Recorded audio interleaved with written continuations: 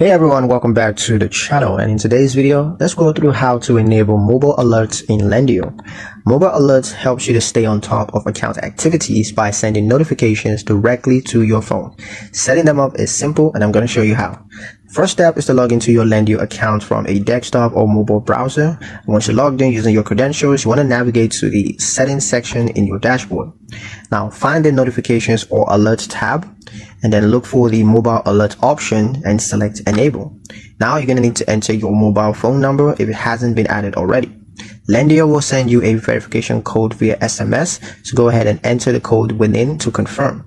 Choose the type of alerts that you want, such as login alerts, loan update alerts, payment reminder alerts, or account changes alerts. Once you've chosen, save your preferences and your account will start sending alerts immediately. This way, you'll be notified in real time about important updates, making it much easier to monitor security and manage your business finances. And that's pretty much it for the video, guys. Hope you liked it. Hope you found the information here useful enough. If you did, like, share, and subscribe for more helpful tutorials. Thank you guys for watching, and I'll see you in the next one.